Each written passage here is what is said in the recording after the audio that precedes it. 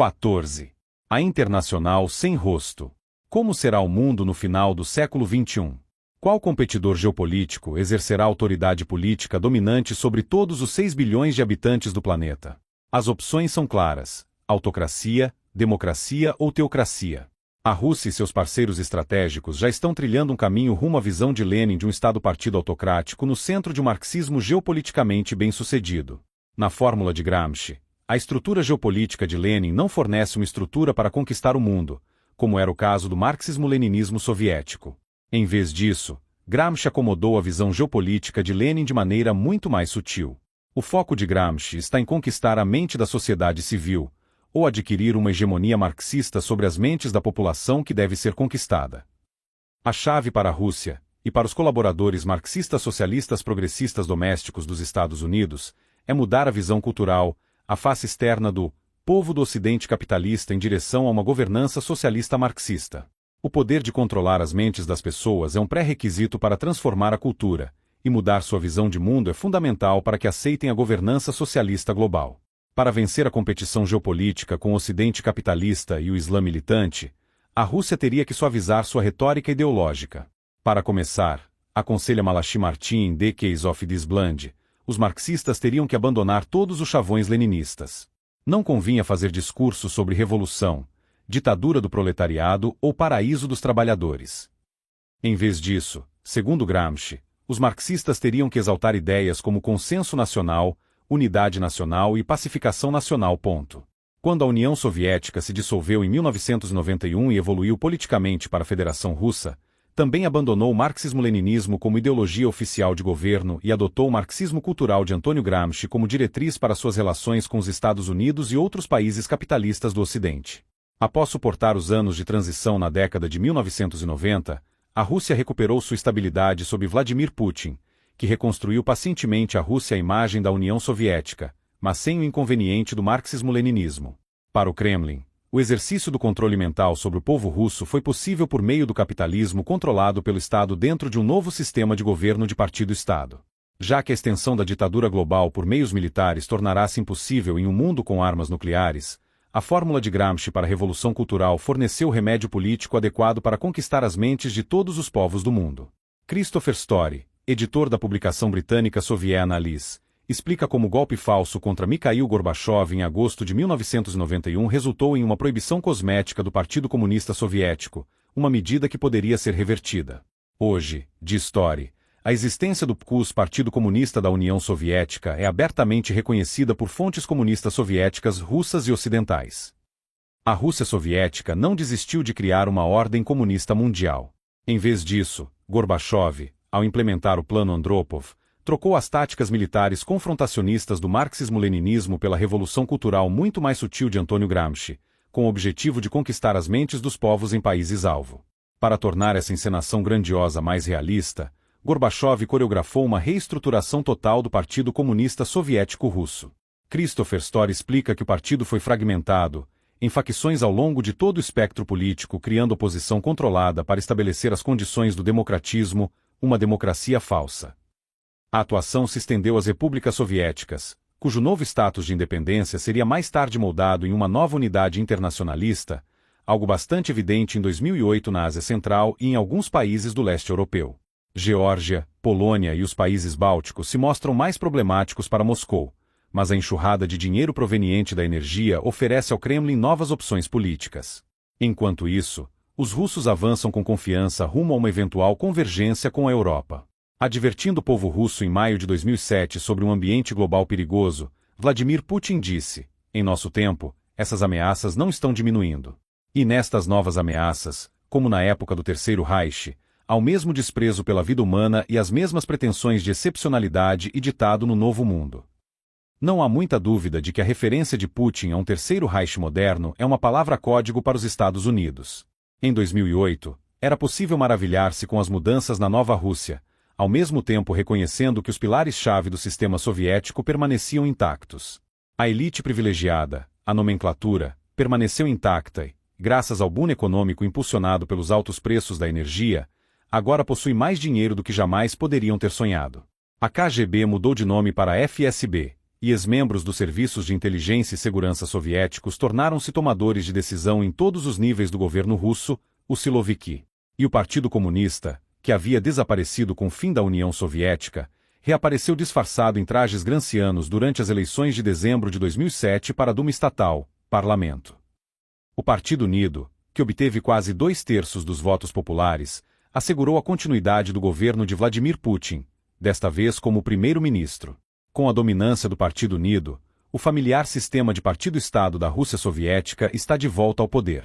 O primeiro-ministro Putin tem um caminho claro para reconstruir as forças terrestres e aéreas da Rússia, restaurar uma presença naval no Mediterrâneo, exercer iniciativas para promover uma convergência russo-europeia usando ferramentas de transformação extraídas diretamente do marxismo cultural de Antônio Gramsci, e travar uma competição geopolítica de longo prazo contra o Ocidente capitalista e o Islã militante.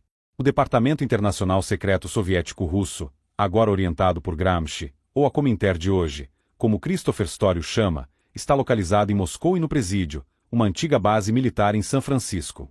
É deste último local que a fundação de Gorbachev está ligada ao Institute for Policy Studies e ao seu sistema solar de organizações. Curiosamente, a Fundação Gorbachev foi criada sob o nome de fachada, Tamalpais Institute, no Presídio em São Francisco, em 10 de abril de 1991, 4 meses antes do suposto golpe da KGB contra Mikhail Gorbachev em agosto. Após a dissolução da União Soviética e o desaparecimento do Partido Comunista em 31 de dezembro de 1991, o nome do Tamalpais Institute foi alterado para Fundação Gorbachev. Grande parte da numerosa equipe da fundação era composta por ex-membros do Departamento Internacional do Comitê Central do Partido Comunista, responsável por muitas medidas ativas conduzidas contra o Ocidente. Golitsyn explicou como Gorbachev adotou as instruções de Lenin, dadas em 1921, para que os membros do partido estivessem preparados para recorrer a todo tipo de estratagemas, manobras, métodos ilegais, evasivas e subterfúgios ao implementar a reciclada nova política econômica. Gorbachev, enfatizou Golitsyn, é um leninista convicto que está executando uma renovação comunista como meio de alcançar a conquista final das democracias ocidentais. Deixando de lado chavões, a Fundação Gorbachev foi criada para projetar grandes imagens globais na parede da caverna de Platão, retratando a humanidade unida em um desenho geopolítico de governança socialista mundial. Elevando a solução secular de Antônio Gramsci do nível nacional ao internacional, Mikhail Gorbachev pintou um quadro de felicidade universal no qual toda a humanidade daria as mãos e saltitaria por um prado verde sob a brisa fresca de um sol primaveril. A realidade fora da caverna, no entanto, revelava que o socialismo e a governança mundial de Gorbachev resultariam em um mundo onde a liberdade se tornaria pouco mais que uma lembrança remota, e a humanidade empobrecida a níveis piores do que qualquer imaginação atual. O suposto maluco Anatoly Golitsyn advertiu a CIA, em 1989, de que, à medida que a Rússia entrasse na perestroika, Moscou iria intensificar os esforços de Gorbachev para engajar a elite americana em cooperação nas áreas de meio ambiente, espaço, desarmamento e na solução conjunta de problemas sociais, políticos, econômicos, ambientais, militares e internacionais. Golitsyn também afirmou que agentes de influência soviéticos russos nos Estados Unidos redobrariam seus esforços para atuar como catalisadores na promoção da reestruturação e da convergência. Essas ações do Kremlin seriam equivalentes à fórmula marxista de Gramsci, infiltrar-se silenciosamente nos espaços abertos da sociedade para posicionar-se em direção a uma ascensão futura ao poder. Mikhail Gorbachev, surfando na onda de popularidade como o homem que ousou matar o dragão comunista e encerrar a Guerra Fria, imediatamente iniciou o processo de minar a lealdade política aos princípios democráticos americanos e à soberania nacional ao apresentar uma imagem de governança global, com socialismo oculto nas sombras. Ele iniciou sua campanha de propaganda em um discurso nas Nações Unidas, apropriadamente em 7 de dezembro de 1988, no 47º aniversário do ataque surpresa do Japão a Pearl Harbor. Como secretário-geral do Partido Comunista Soviético, Gorbachev delineou alguns dos principais temas de desinformação que seriam usados sob diferentes disfarces nos anos seguintes. O progresso mundial ulterior agora só é possível por meio da busca de consenso de toda a humanidade, em direção a uma nova ordem mundial. A comunidade mundial deve aprender a moldar e direcionar esse processo de forma a preservar a civilização, torná-la segura para todos e mais agradável para uma vida normal. Trata-se de uma cooperação que poderia ser mais precisamente chamada de cocriação e codesenvolvimento. A fórmula de desenvolvimento às custas de outrem está se tornando obsoleta. À luz das realidades atuais, Um progresso genuíno que infringe os direitos e liberdades dos homens e povos, ou que se dê às custas da natureza, é impossível. Nesta citação, Gorbachev conclama a humanidade a encontrar o consenso necessário para avançar rumo a uma nova ordem mundial e a uma união, leia-se, fim da soberania.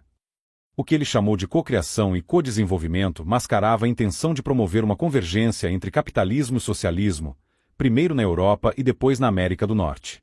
O desenvolvimento às custas de outrem é uma crítica aos acordos de parceria da Europa com países africanos e às políticas de livre comércio dos Estados Unidos na América Latina. É um curto passeio pela floresta encantada do socialismo, partindo desses comentários até chegar ao movimento anti-globalização inflamado da extrema-esquerda.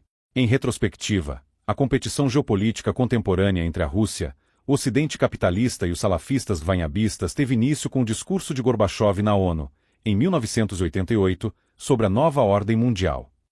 O esforço de propaganda de Gorbachev foi então transferido para a Fundação Gorbachev após a dissolução da União Soviética. A fundação foi financiada por milhões de dólares de americanos abastados que se sentiam honrados por serem reconhecidos como parte da elite americana pelo ex-secretário-geral do Partido Comunista Soviético. O dinheiro era usado para financiar reuniões extravagantes desses supostos formadores de opinião no State of the World Forum, cujos encontros eram concebidos para conduzir os participantes à imagem de uma nova ordem mundial. Um terceiro elemento da estratégia de propaganda era atendido pelo centro nervoso da Fundação Gorbachev em Moscou, que contava com uma equipe de apoio robusta.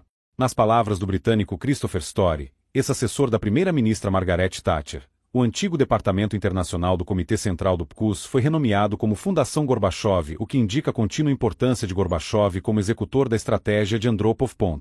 Em quarto lugar, Christopher Story identificou uma doutrina marxista substituta, extraída do revisionismo de Antônio Gramsci, como estando no cerne da reestruturação desde o início. Gorbachev retirou as amarras da dependência econômica do leste europeu quando a União Soviética enfrentava falência e não tinha uma forma realista de evitar o iminente desastre econômico. Às vezes, uma estratégia vencedora consiste em perder no começo, de forma controlada, para então tomar um novo rumo e vencer mais tarde. E, em quinto lugar, o novo livro do Sr. Gorbachev, To Understand Perestroika, Entender a Perestroika, foi publicado em russo em 2006. Resenhas em inglês relataram como Gorbachev discute a perestroika e reconhece alguns dos erros de cálculo cometidos na implementação da política. Ele também revelou a evolução de suas ideias sobre o socialismo, o que o levou a adotar um cenário social-democrata para o desenvolvimento da Rússia. Curiosamente, o livro foi publicado no momento exato para tentar acalmar os ânimos no Ocidente quanto à crescente inclinação da Rússia para um governo autoritário. Primeiramente, os erros de cálculo mencionados por Gorbachev nas entrevistas de 2006 estavam impregnados de desinformação sobre o que ele queria que as pessoas acreditassem. Afinal, ele é o sujeito que matou o comunismo, ou, pelo menos, é isso que muitos acreditam. Em segundo lugar, social-democrata é um eufemismo para os governos socialistas fracos da Europa, todos membros da Internacional Socialista.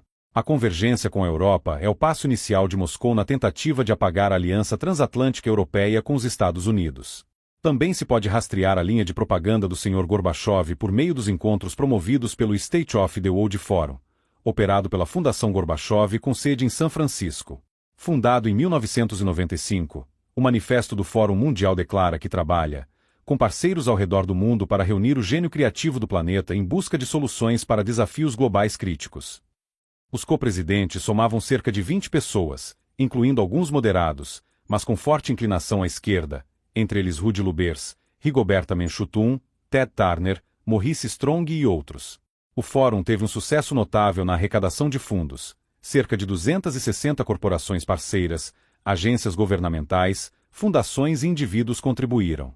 Entre os financiadores estavam os suspeitos habituais da esquerda: Heinz Foundation, John D. and Catherine T. MacArthur Foundation, John Merck Fund, Plogares Fund, Union of Concerned Scientists, W. Alton Jones Foundation e outros com orientações claramente esquerdistas. Muitas empresas grandes, com foco em lucro, também morderam a isca. Gorbachev usou o State of the World Forum para promover uma mudança de paradigma, um modelo compatível com a ideologia do marxismo cultural de Antônio Gramsci. Repetidamente explica a escritora e analista Bericojos, o líder comunista e seu Conselho dos Sábios ou Conselho Global de Cérebros, cuidadosamente selecionado, disseram à Assembleia de mais de 1000 convidados e participantes que novos valores universais inclusivos devem substituir a cosmovisão judaico-cristã. A visão socialista implícita substituiria os elementos familiares do sistema de soberania baseado na Paz de Westfália por novos valores que definiriam uma nova perspectiva global. Para Gorbachev, as velhas crenças e sistemas políticos, como observou Berikojus, devem ser abandonados. Ao guiar as discussões do State of the World Forum para as respostas corretas, embora permitindo uma variedade de perspectivas, Gorbachev buscava motivar cerca de 1000 elites a apoiar o novo paradigma global. Ele precisava filtrar pontos de vista contraditórios durante as sessões, especialmente os valores judaico-cristãos que estão na raiz do governo liberal americano. Outro filtro poderia eliminar a ideia de que a soberania nacional é imutável. Ele também tentou inculcar a ideia de que a liberdade individual garantida por fronteiras soberanas era um conceito ultrapassado. Berikojus resumiu o plano para um mundo unido de Gorbachev em uma conclusão reveladora. Esse novo paradigma inverte todos os nossos valores americanos. Gorbachev pode exaltar consenso e síntese como os meios para alcançar paz e segurança, mas suas misturas ambíguas afogariam o capitalismo ocidental no mar do socialismo global. Lembre-se, sua ideia de democratizar o mundo elimina todos os direitos humanos garantidos pela Constituição dos Estados Unidos. Ele exige a abolição da pobreza em todos os lugares, mas à custa dos recursos americanos. Ele quer igualdade para todos, exceto para a classe dirigente da elite. Em julho de 2006, o Mikhail Gorbachev, aparentemente frustrado, lançou ataques contra os Estados Unidos. Os americanos têm uma doença grave, pior do que a AIDS. Chama-se complexo de vencedor, ele disse. Vocês querem um estilo americano de governo aqui na Rússia. Isso não vai funcionar. Um ano depois, Gorbachev voltou a subir no palanque, promovendo a governança socialista global e criticando os Estados Unidos por tentar construir um império após a Guerra Fria. Os americanos deram origem à ideia de um novo império, de uma liderança mundial por uma única potência, e o que se seguiu? O que se seguiu foram ações unilaterais, guerras, o desrespeito ao Conselho de Segurança da ONU, ao direito internacional e à vontade do povo, até mesmo do povo americano. Em abril de 2008, o presidente Vladimir Putin, poucas semanas antes de se tornar primeiro-ministro, dirigiu-se ao povo russo. Por toda a história, a Rússia e seus cidadãos realizaram, e ainda hoje realizam, uma tarefa verdadeiramente histórica. Manter a governança de um vasto território, preservar uma comunidade única de povos enquanto ocupam um lugar de destaque nos assuntos mundiais, exige não apenas um trabalho enorme. Exige também sacrifícios e privações enormes por parte do nosso povo. Essa tem sido a história de 1000 anos da Rússia. Essa é a maneira pela qual ela manteve seu lugar como uma nação poderosa. Não temos o direito de esquecer isso. O significado das palavras de Putin para a mentalidade russa é explicado por Andrei Piontowski, do Hudson Institute. O discurso serviu como o soado fatídico da trombeta nacionalista, um sinal secreto para seus apoiadores de que ele impulsionaria nossa revolução, uma revolução conservadora e nacionalista que levaria a um renascimento da grandeza imperial mundial da pátria. A análise de Piontowski estava no alvo. Ao prestar o juramento de posse em 8 de maio de 2008, Putin disse aos legisladores reunidos na Duma que nossos recursos são suficientes para alcançar tarefas e objetivos ainda mais complexos e ambiciosos. Estou usando nosso potencial acumulado de forma eficaz e judiciosa. Um desfile de vitória da Segunda Guerra Mundial foi realizado na Praça Vermelha em 9 de maio de 2008, a primeira demonstração desse tipo desde 1990, mostrando uma ampla gama de tanques tecnologicamente ultrapassados, mísseis, bombardeiros e caças. As forças navais também estão em estado de deterioração e precisam ser atualizadas. Putin prometeu reverter o declínio das forças militares russas. Como sinal inicial, o orçamento militar russo subiu de 2 bilhões de dólares em 2002 para 42 bilhões em 2008. O Ocidente deve levar a sério a promessa do primeiro-ministro Putin de modernizar a prontidão militar da Rússia no futuro imediato. A grandiosa produção teatral da Rússia, o Plano Andropov, teve seu ato final após a esmagadora e sangrenta repressão do exército à pequena Geórgia em agosto de 2008. Por mais de 2 décadas, a encenação do Kremlin apresentou uma imagem Potemkin de um governo democrático internacionalmente responsável. A peça teatral, baseada em engano e fraude, foi o ingrediente-chave para ganhar o tempo necessário para a renovação marxista da Rússia soviética e a reestruturação da influência do Kremlin sobre seus agentes estrangeiros de influência. O ato trouxe o fim da Guerra Fria marcada pela dissuasão nuclear mútua e o impasse armado na Europa. O Muro de Berlim caiu, as nações cativas dentro do Império Soviético foram libertadas, e as armas nucleares foram reduzidas. O comunismo, em sua forma marxista-leninista, desapareceu. A Federação Russa emergiu do colapso controlado da União Soviética. Foram tempos marcantes. O ato segundo ocorreu na turbulenta década de 1990, marcada por um tumulto econômico e criminal sem precedentes. Nos bastidores, entretanto, centros de poder soviéticos anteriores operavam ativamente. Enquanto a KGB transferia o tesouro do país pelas portas dos fundos para bancos e investimentos no exterior, a nomenclatura, cerca de 1,5 milhão de elites do antigo Partido Comunista Soviético, que ocupavam cargos seniores no governo e nas empresas, entrava pela porta da frente para comprar indústrias estatais soviéticas por uma fração do seu valor real. Milionários surgiram da noite para o dia, e alguns chegaram a acumular bilhões de dólares de ganhos ilícitos. Quando o ato segundo chegou ao fim no final dos anos 1990, um ex-oficial da KGB aparentemente comum e controlável entrou em cena. Após um período como chefe do Serviço Federal de Segurança, FSB, a KGB com rosto feliz, Vladimir Putin tornou-se presidente da Rússia em março de 2000. O ato terceiro começou com força, quando o presidente Putin agiu rapidamente para conter os excessos dos anos 1990 e impor disciplina política e à economia do Estado.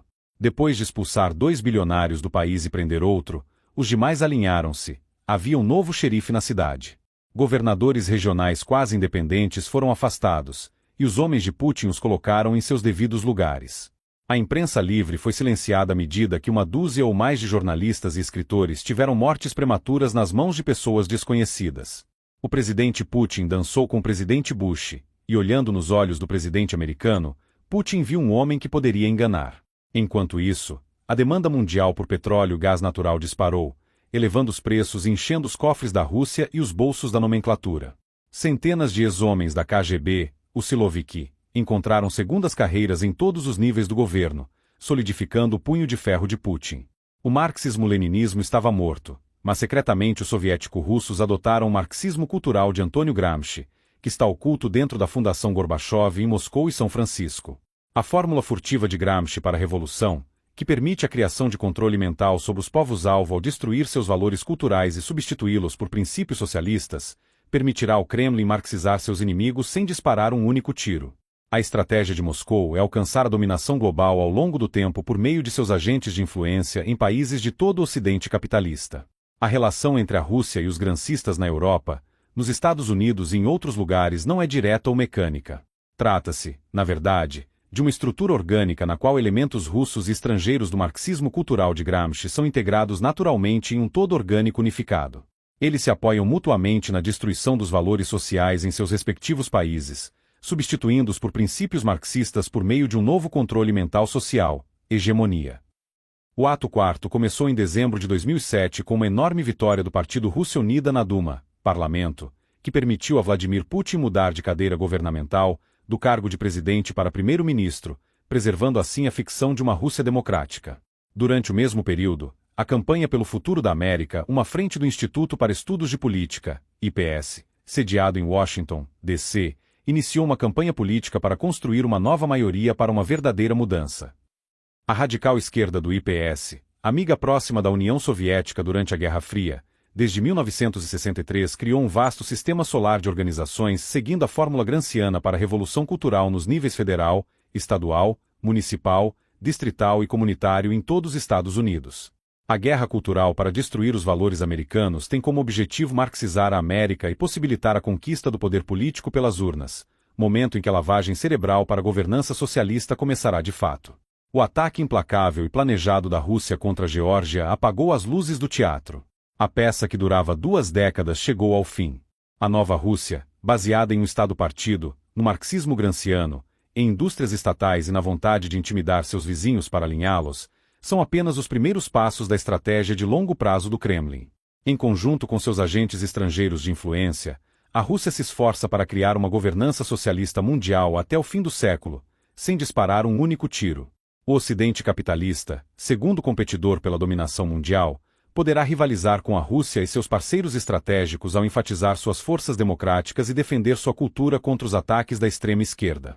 A globalização econômica, a liberdade individual e a democracia são as principais atividades e forças do Ocidente capitalista.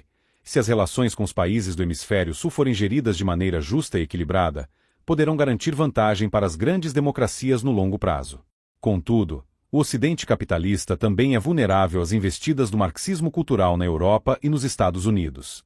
Progressistas, socialistas e marxistas se esforçam para corromper as culturas judaico-cristãs e substituí-las por sua própria estrutura de controle mental de extrema esquerda para guiar as sociedades rumo à governança socialista global.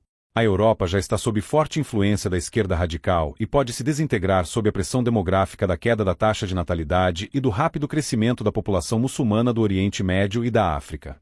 A guerra cultural da extrema esquerda contra a América está em curso desde os anos 1960, utilizando a fórmula de transformação cultural de Antônio Gramsci que conduz à escada do poder. Os soldados ideológicos da esquerda conseguiram penetrar grande parte da sociedade americana, incluindo escolas públicas e universidades em todo o país. Progressistas, socialistas e marxistas também tomaram conta do Partido Democrata, um objetivo antigo. A partir da posição atual, a extrema esquerda pretende ganhar o controle político pelas urnas e, em seguida, implementar uma série de medidas de redistribuição de riqueza, restrições à economia livre e um eventual fim da soberania nacional dos Estados Unidos, enquanto o país se une a outros para criar uma governança socialista mundial.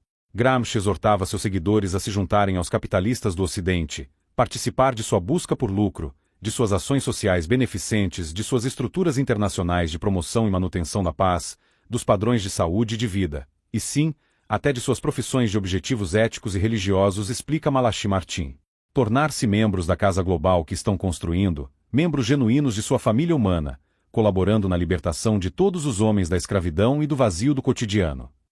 Progressistas socialistas marxistas são incentivados a seguir esse caminho, não para penetrar os países capitalistas, mas para corromper sua base cultural cristã à força e a superestrutura de suas culturas judaico-cristãs, fazendo isso como pré-requisito para exercer controle sobre as mentes das pessoas.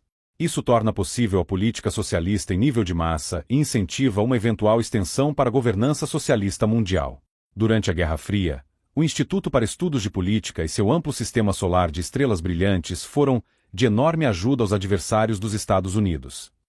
Scott Steven Powell, por sua experiência no IPS, afirmou sem rodeios: além de gerar programas que apoiam campanhas de medidas ativas, a rede do IPS produz enormes volumes de literatura apresentando ideias sobre uma ampla gama de questões que frequentemente refletem a linha soviética, mas que são escritas em termos e estilo contemporâneos que apelam aos sentimentos populares americanos. Powell avançou ainda mais em sua análise, listando 7 objetivos específicos soviéticos, cada um dos quais permanece inalterado e agora reflete as metas estratégicas da Rússia. 1. Influenciar a opinião pública mundial e americana contra os programas militares e políticos dos Estados Unidos, sugerindo que eles são a principal causa de conflitos e crises internacionais. 2. Demonstrar que os Estados Unidos são uma potência agressiva, colonialista e imperialista, e provar que suas políticas e objetivos são incompatíveis com as ambições do mundo subdesenvolvido. 3. Isolar os Estados Unidos de seus aliados e amigos e desacreditar aqueles que cooperam com os Estados Unidos. 4. Desacreditar as políticas e representantes americanos aos olhos dos seus cidadãos e do mundo, criando ou exacerbando divisões internas no país. 5. Desacreditar e enfraquecer os serviços de inteligência americanos e expor seu pessoal. 6. Confundir a opinião pública mundial sobre a natureza agressiva das políticas russas. 7. Criar um ambiente favorável para a execução da política externa russa. Powell concluiu em 1987 que, desde sua criação, o IPS, em suas palavras e atividades, tem auxiliado a União Soviética a atingir esses 7 objetivos. Não há evidências de que essa relação IPS-Kremlin tenha mudado significativamente desde a dissolução da União Soviética 3 anos depois, em dezembro de 1990.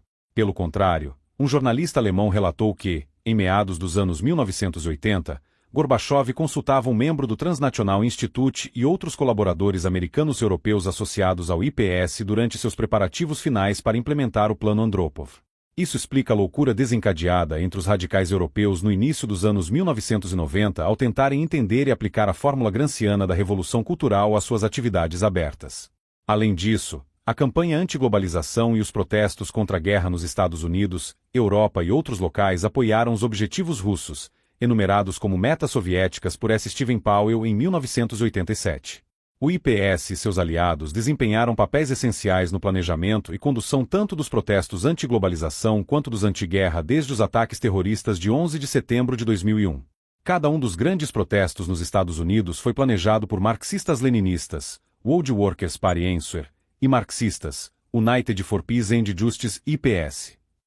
O mesmo ocorreu na Europa, onde anarcocomunistas também tiveram papel importante nas manifestações. Desde sua fundação, o Instituto para Estudos de Política trabalhou arduamente para penetrar e influenciar a Câmara dos Representantes e o Senado dos Estados Unidos.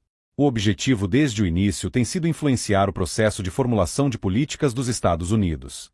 O fio que liga a multitude de projetos e atividades do IPS, escreveu John Hayes do Mauldin Institute em 1983, é o esforço para influenciar as políticas americanas de forma favorável, em última instância, aos interesses da União Soviética.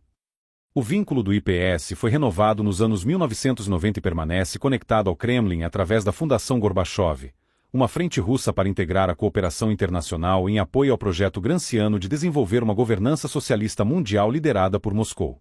O Congresso dos Estados Unidos continua sendo um alvo para facilitar o avanço rumo ao domínio político progressista socialista marxista dentro dos Estados Unidos, com o propósito de desencadear uma revolução cultural que levará o povo americano a aceitar um governo liderado por uma cabala de socialistas e marxistas. Não apenas colaboradores do IPS estão espalhados pelas equipes do Congresso, mas também trabalham diretamente com membros da Câmara e do Senado. O principal instrumento para influenciar a política americana são os mais de 70 deputados e um senador que compõem o caucus progressista do Congresso, que é em grande parte controlado pelo Instituto para Estudos de Política. O sistema solar de organizações do IPS mobilizou todos os seus recursos para a eleição presidencial de 2008. Baseados na crença de que o colapso do conservadorismo finalmente abriu a porta para sua ascensão ao poder, a extrema esquerda progressista socialista marxista está conduzindo muitos dos debates sociais e de política externa. Convencido de que os conservadores formaram um esquadrão de fogo circular, Robert Borosage, co-diretor da campanha pelo futuro da América, declara que é hora de uma mudança, uma nova era começou. A campanha pelo futuro da América está convencida de que os democratas terão uma grande vitória neste novembro de 2008, mas não está correndo riscos, escreve Joseph de Agostino. O grupo assumiu a dianteira do ativismo progressista e está pressionando por um realinhamento político permanente que inaugurará uma nova era de grande governo. O Instituto para Estudos de Política e seu sistema solar de organizações têm grande influência na formulação de políticas no Congresso, em muitas legislaturas estaduais e municípios. Com seu alcance internacional para a Europa e Rússia através da Fundação Gorbachev, constelações de estrelas brilhantes também influenciam a política externa dos Estados Unidos. Com exceção dos presidentes Jimmy Carter e, em certa medida, Bill Clinton, o movimento progressista socialista marxista tem sido excluído da Casa Branca. Os diretores do IPS e membros de sua rede anseiam ter novamente um dos seus discípulos como presidente dos Estados Unidos. Com a ajuda de George Soros e sua turma de plutocratas, a extrema esquerda tomou o controle ao desenvolver frentes dentro de um partido sombra oculto no Partido Democrata. Foi daí que a extrema esquerda apostou todas as suas fichas em Barack Obama. O candidato presidencial Barack Obama oferece aos americanos a mudança em que podemos acreditar. Seu histórico revela que ele foi imerso nas táticas organizacionais e de combate para a Revolução Social pelo renomado organizador comunitário Saul Alinsky. O falecido Alinsky, morto em 1972, desenvolveu um conjunto completo de táticas para deflagrar uma revolução cultural bem-sucedida, uma revolução em larga escala cujo objetivo final é a aquisição sistemática de poder por um segmento supostamente oprimido da população e a transformação radical da estrutura social e econômica dos Estados Unidos. Ele acrescenta que o objetivo é fomentar insatisfação pública suficiente, confusão moral e caos aberto para provocar o tumulto social, uma revolução cujos soldados veem o status quo como fatalmente falho e totalmente indigno de salvação. A ideia é energizar os pobres e menos afortunados, ou que Marx poderia ter chamado de lumpenproletariado. Barack Obama ministrou oficinas nos anos 1980 sobre o método Alinsky, participou de organização comunitária e conduziu atividades de treinamento para futuros líderes enquanto estava na Korn, um colaborador de extrema esquerda do IPS. Para a esquerda radical, sedenta há mais de 2 décadas, Barack Obama é o porta-voz perfeito para avançar o programa progressista socialista marxista de transformação da cultura americana. Obama se alinhou com a extrema esquerda desde o início de sua carreira. Sua organização comunitária na Korn tornou-se sua escola inicial para ingressar no sistema solar do IPS e impressionar as personalidades internas com suas excepcionais habilidades retóricas. Enquanto absorvia uma perspectiva política radical e se preparava para um futuro na política, a extrema esquerda o preparava para o que poderia ser seu futuro na Casa Branca. Quando se combina a perspectiva de Obama na Casa Branca e o Instituto para Estudos de Política ajudando a moldar políticas na Câmara dos Representantes e no Senado dos Estados Unidos, além de várias legislaturas estaduais, pode-se concluir que é fim de jogo para a cultura tradicional americana que abraça a liberdade e o governo liberal democrático. O Islã militante, o terceiro competidor geopolítico pela autoridade global dominante, está focado na restauração de um califado islâmico mundial. Empunhando uma espada de dois gumes, um lado afiado para ataques terroristas e o outro embotado para conduzir uma jihad civilizacional teocrática, ou uma espécie de grande jihad para eliminar e destruir a civilização ocidental de dentro para fora, para que a religião de Alá seja vitoriosa sobre todas as outras religiões. Um grande sucesso do Islã militante está na Europa, onde, por todas as indicações, a crescente presença muçulmana estará em posição de conquistar o controle político pelas urnas em 15 a 20 anos. O Ocidente capitalista já está em guerra contra o jihadismo islâmico. George Weigel argumenta com convicção que o século XXI será aquele em que a modernização acelerada coincidirá com uma explosão na convicção e paixão religiosa, o que representará uma ameaça específica e mortal à civilização do Ocidente, e aos Estados Unidos como a sociedade líder do Ocidente. Os ataques de 11 de setembro criaram um momento estratégico para os americanos. O eco do alerta de Paul Revere percorreu o país, levando os americanos a pegarem armas e tentar ajudar o Iraque a alcançar um governo democrático que serviria como efeito de demonstração para o mundo islâmico, como a democracia poderia resolver suas preocupações com a modernidade e oferecer uma alternativa preferível à guerra interminável contra o Ocidente. Mas o esforço americano foi minado pelas diferenças centenárias entre muçulmanos xiitas e sunitas, pela intervenção do Irã e pelas ações anti-guerra e antidemocráticas da extrema esquerda que levaram muitos americanos às ruas em protesto contra o conflito. Esta grande jihad de destruir a civilização ocidental por dentro é justamente caracterizada por Bruce Baver como uma jihad cultural. O Islã militante promove a lei Sharia como detentora de domínio sobre todos os muçulmanos, mesmo quando suas infrações à lei, incluindo assassinato, ocorrem em países não muçulmanos. Ao mesmo tempo, militantes orquestraram um ataque às liberdades ocidentais de expressão com o brutal assassinato de Theo van Gogh em Amsterdã em 2004, por seu filme sobre a opressão das mulheres, e a publicação de cartões satíricos em jornais dinamarqueses em 2005, que desencadearam tumultos, caos e até mortes em todo o mundo. As sociedades ocidentais aprenderam a se autocensurar por medo ou simpatia pelos seguidores do Islã. Não importa o quão repressivo seja um regime estrangeiro, o Ocidente, incluindo os americanos, tem permitido que a preocupação com o que os islamistas possam pensar ou fazer influencie suas palavras e ações. Intimidação, até ameaças implícitas, são suficientes para a autocensura, resultando em perda de liberdades anteriormente desfrutadas. O Islã militante já colocou em movimento o trem da jihad civilizacional. Os Estados Unidos, como a Europa, estão acomodando as demandas da Sharia muçulmana. Isso se tornou uma espécie de autodemitude semelhante ao que vem ocorrendo na Europa. Acomodar práticas culturais alheias é uma questão de boas maneiras.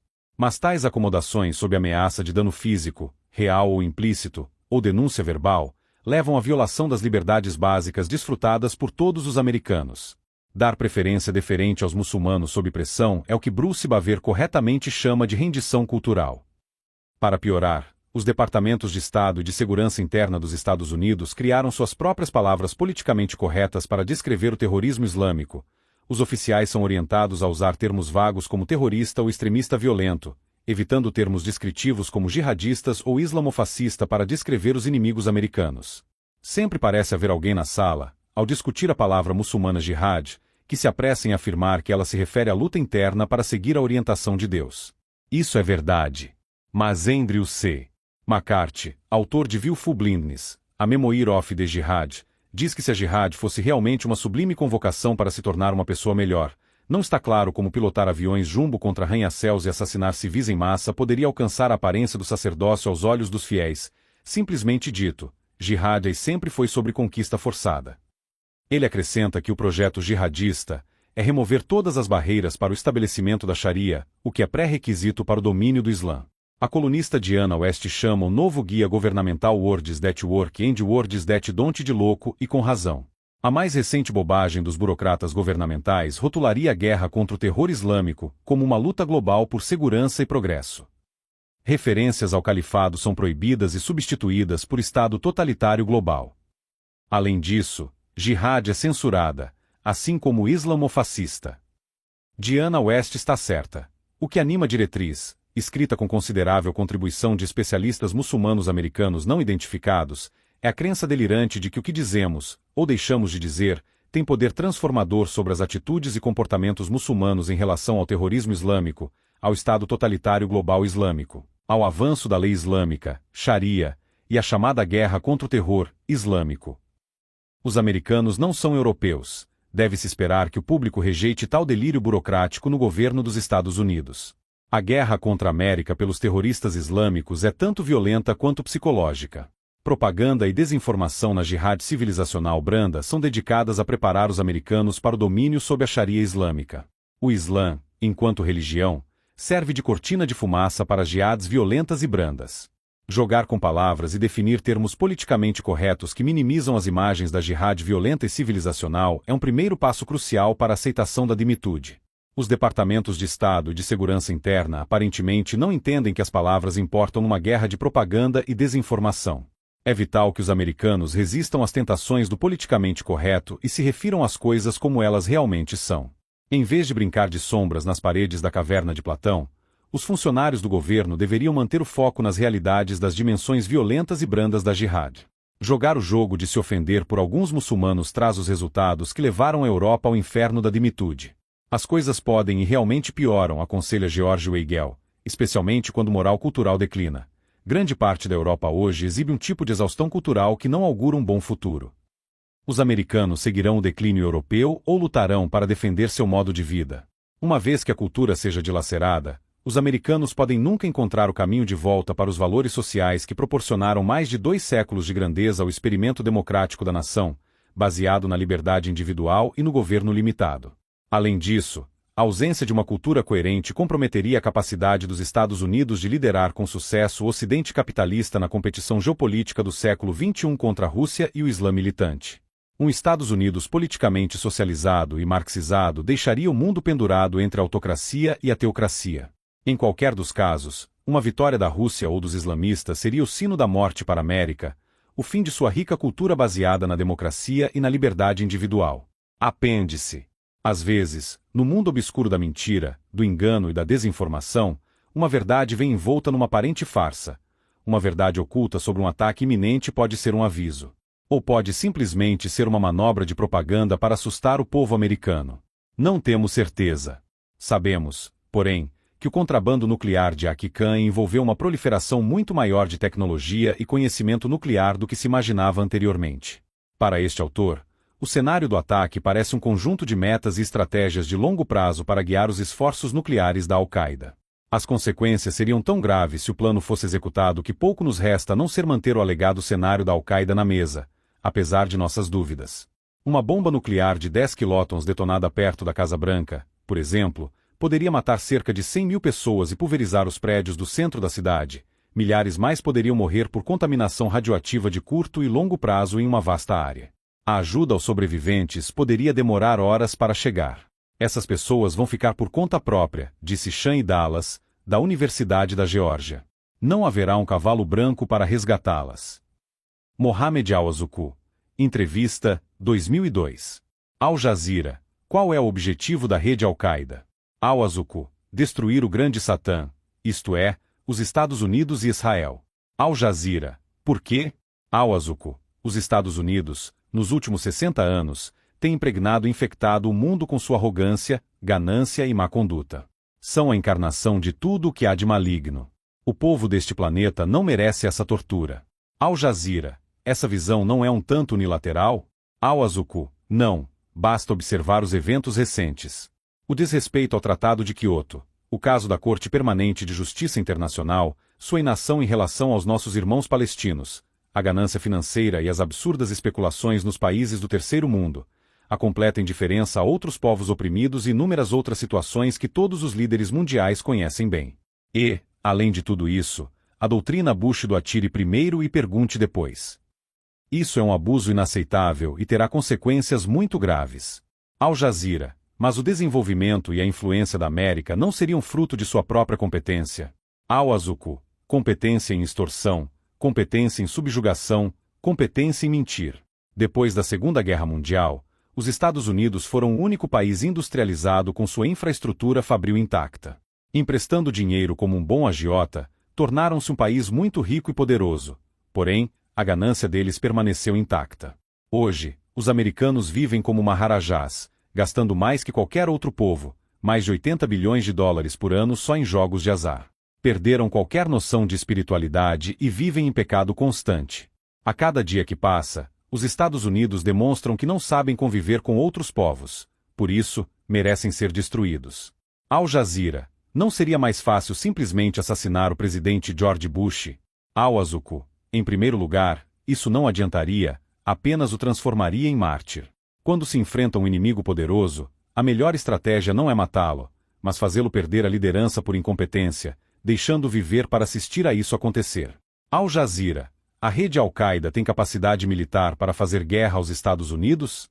Al-Azuqo. Se analisarmos a história, veremos que todas as grandes guerras, antes de começar, foram baseadas em conceitos estabelecidos previamente de guerra. Mas, se observarmos bem, veremos que esses conceitos e estratégias foram em vão, pois um novo tipo de guerra acabou sendo travado. Um exemplo é a construção da linha Maginot pelos franceses antes da Primeira e Segunda Guerra Mundial, que na realidade se mostrou completamente inútil contra as forças invasoras. Porta-aviões, submarinos nucleares e satélites espiões serão inúteis na próxima guerra. Al Jazeera. As autoridades americanas detêm mais de 1.000 pessoas suspeitas de terrorismo desde o 11 de setembro. Isso não comprometerá os planos da Al-Qaeda? Al-Azuqo. Dos presos, talvez 20 a 30% pertençam à Al-Qaeda. Além disso, são do segundo escalão. Temos mais de 500 membros no primeiro escalão e 800 do segundo dentro dos Estados Unidos. Al Jazeera. O que quer dizer com primeiro e segundo escalões? Al-Azuqo. No primeiro escalão estão os membros da Al-Qaeda que estão nos Estados Unidos há mais de 10 anos, muitos casados e com filhos. Têm conhecimento detalhado dos nossos planos e estão apenas esperando uma ligação telefônica. Também são conhecidos como dorminhocos. Os do segundo escalão chegaram nos últimos 5 anos e não têm ideia dos nossos planos. Al Jazeera. Mesmo aqueles que são casados e têm filhos estão prontos para morrer com suas famílias? Al-Azuqo. Sim. Todos estão prontos para morrer. Viva 11 de setembro. Al Jazeera. O que representou o 11 de setembro nos planos gerais da Al-Qaeda? Al-Azuqo. Como um passo geral, foi apenas o começo. Foi uma forma de chamar a atenção do mundo para o que ainda está por vir. Al Jazeera. Quantos membros a Al-Qaeda tem? Al-Azuqo. No primeiro escalão, cerca de 5.000. No segundo, cerca de 20.000 em todo o mundo. Al Jazeera. No campo de detenção de Guantánamo, há membros do primeiro escalão? Al-Azuqo. Não, na verdade muitos ali nem são membros da Al-Qaeda. Al Jazeera. Como a Al-Qaeda pretende destruir a nação mais poderosa da história? Al-Azuqo. É uma questão de logística.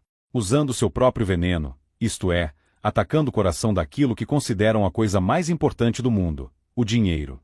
Al Jazeera. Como assim? Al-Azuqo. A economia americana é uma economia de falsas aparências. Não há lastro econômico real na economia americana. O PIB dos Estados Unidos é algo em torno de 10 trilhões de dólares, dos quais apenas 1% representa a agricultura, e apenas 24% representa a indústria. Portanto, 75% do PIB americano é serviço e a maior parte disso é especulação financeira. Para quem entende de economia, e parece que o secretário do Tesouro americano, Paul O'Neill, não entende ou não vê isso, basta dizer que os Estados Unidos agem como uma enorme .com e os dólares, estritamente falando, são suas ações. Al Jazeera. Como você pode ter tanta certeza disso? Al-Azuqo. O valor das ações de uma empresa é diretamente proporcional à rentabilidade do empreendimento. Quando um negócio é apenas um prestador de serviços e não produz bens duráveis, o valor de suas ações depende da sua credibilidade. Ou seja, se a credibilidade dos Estados Unidos fosse abalada, suas ações, o dólar, cairiam com incrível rapidez e toda a economia americana começaria a entrar em colapso. Al Jazeera. Como pode ter tanta certeza disso? Al-Azuqo. Em menor escala, é exatamente isso que grandes grupos financeiros fazem aos países do terceiro mundo para obter lucros em um mês que os bancos suíços não conseguiriam em 4 ou 5 anos. Al Jazeera. Então como a Al-Qaeda vai chocar a economia americana a esse ponto? Al-Azuqo. Provocando um déficit entre 50 e 70 trilhões de dólares, o equivalente ao PIB dos Estados Unidos para 5 a 7 anos. Al Jazeera. Como isso será feito? Al-Azuqo. Com a destruição das 7 maiores cidades americanas, junto com outras medidas. Al Jazeera. De que maneira isso será feito? Al-Azuqo. Usando bombas atômicas. Al Jazeera. Com toda a segurança nos Estados Unidos, Como, hipoteticamente, essas bombas seriam contrabandeadas para solo americano? Al Azuqu, elas não serão contrabandeadas, já estão aqui. Al Jazeera, o que você está dizendo? Al Azuqu, já existem 7 dispositivos nucleares em solo americano que foram colocados antes do 11 de setembro e estão prontos para serem detonados. Al Jazeera, como elas entraram nos Estados Unidos? Al Azuqu, antes do 11 de setembro, a segurança americana era um fiasco, e mesmo depois, se fosse necessário, poderíamos conseguir contrabandear bombas para os Estados Unidos. Entraram pelos portos marítimos, como carga normal. Al Jazeera, como isso é possível? Al Azuqu, um dispositivo nuclear não é maior que uma geladeira, portanto, pode ser facilmente camuflado como uma.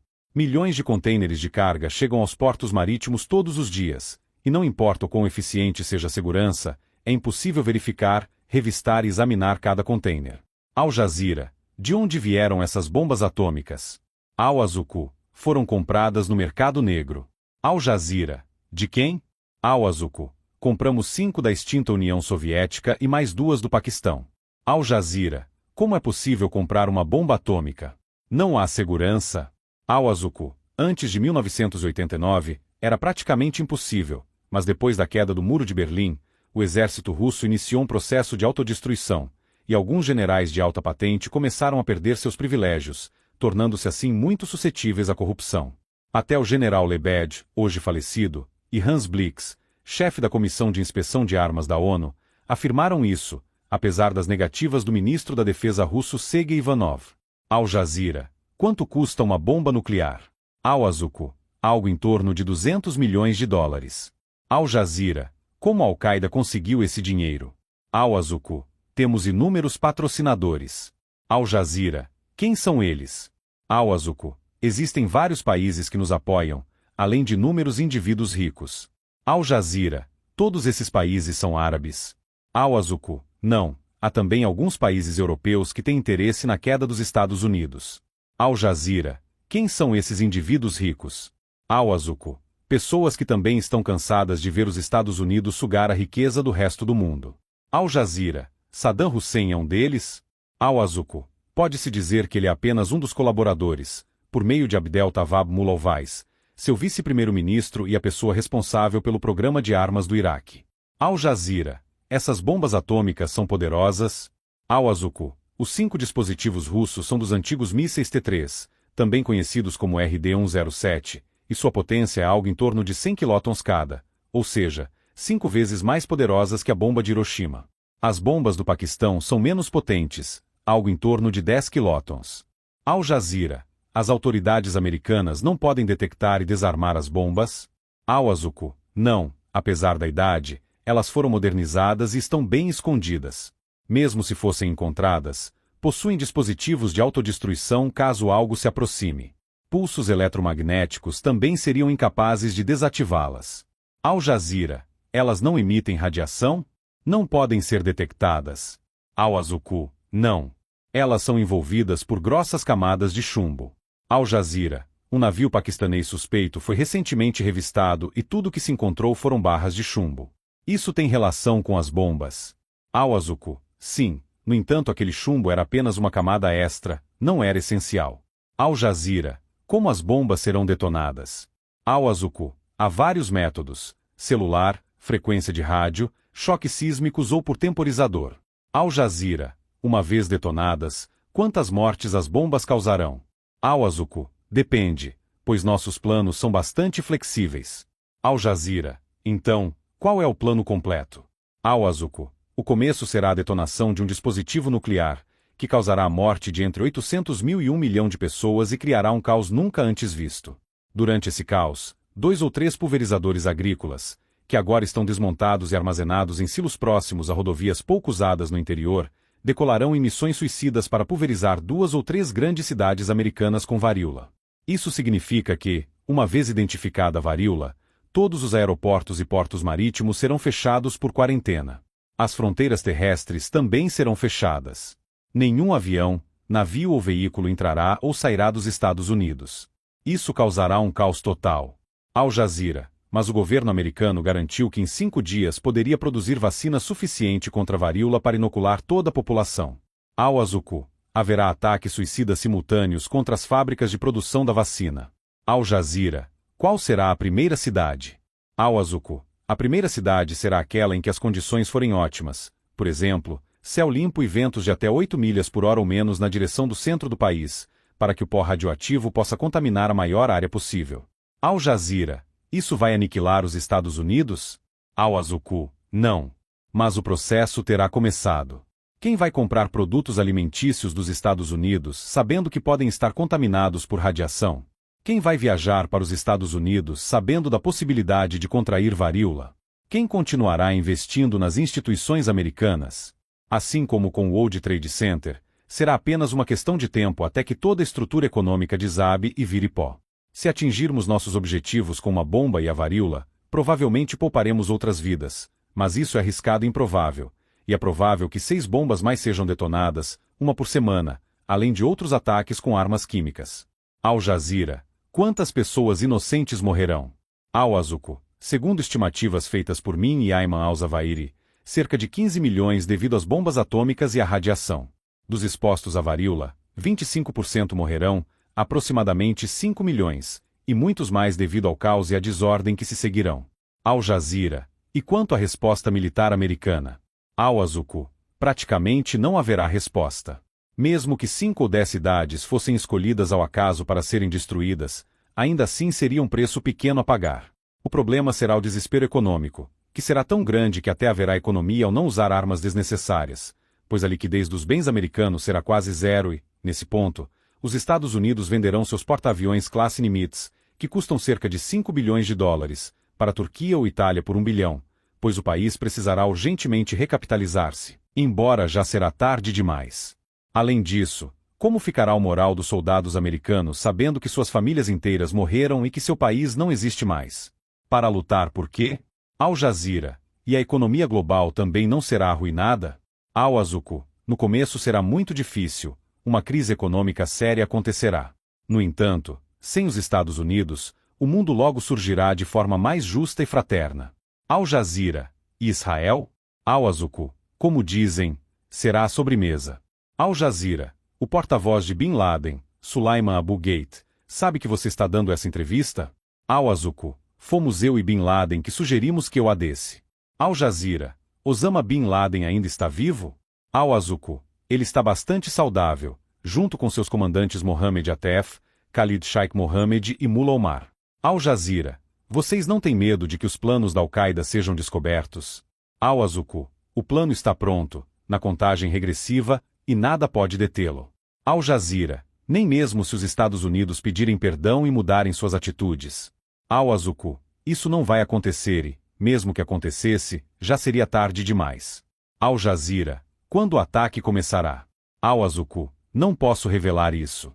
Allah Akbar.